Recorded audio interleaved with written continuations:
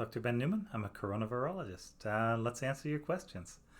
Let's see. The next question is from Cindy. Hi, Dr. Ben. Once again, thanks for all you do. Hey, yeah, whatever it is I'm doing, you're welcome. Yeah.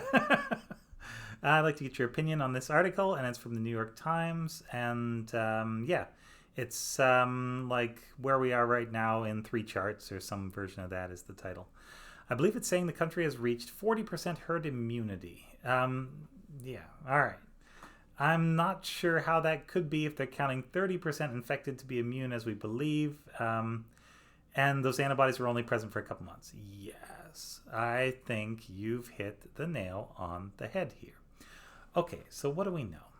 Official statistics, I think it's around 10% of the country have been infected for sure, that we know.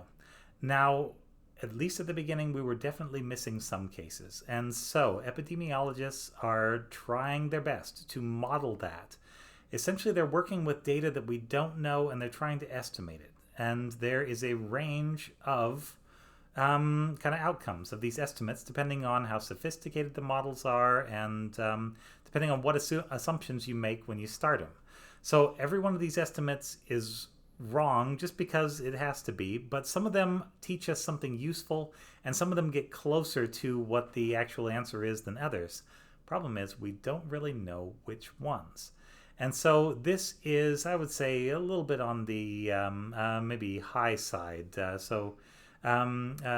quoting a person, Yu Yang Gu, who says that who has estimated that maybe 30% of the country has been infected at some point. I think that's pretty high, but yeah, 15% I would believe pretty easily. I think 20% would be a stretch. And then he's saying that about 18% have received at least one vaccine shot. But, of course, we know from several Dr. Ben episodes that right after you get the vaccine, you are not protected. There's a 2-week period where you have zero protection. And so you have to eliminate the last 2 weeks worth of people because they are not protected yet. Will be eventually, not yet.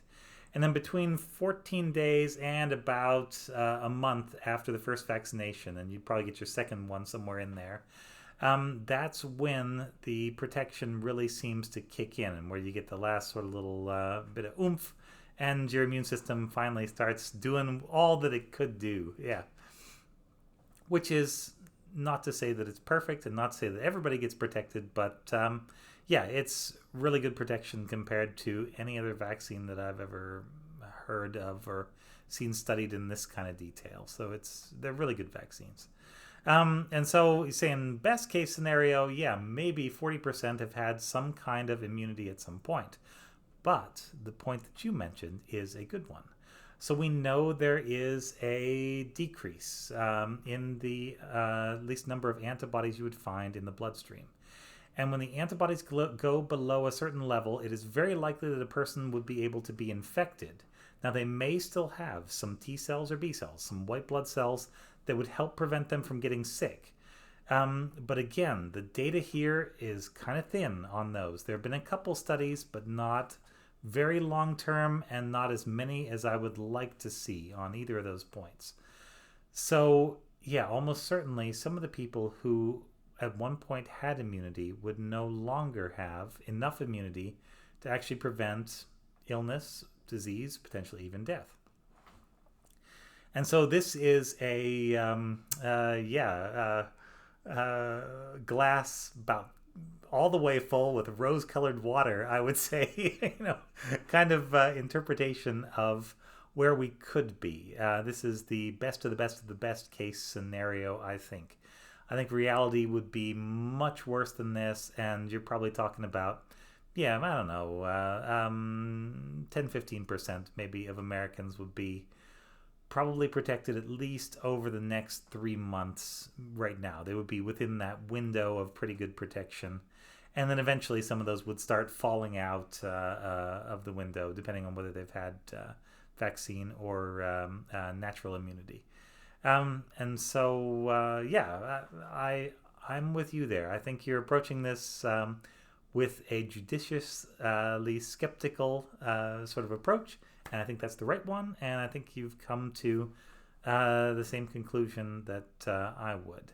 So those are my thoughts. And yeah, well spotted. And see, yeah, you do this enough. And I don't know, everybody kind of thinks they're a COVID expert, but I think there is a little bit more sort of expertise out there now, just all over the place. And that's really cool on these matters. People just didn't know this stuff before. So great to see that happening. And yeah, really interesting article. And very glad that you brought it to my attention. Thank you very much. This has been Ask Dr. Ben.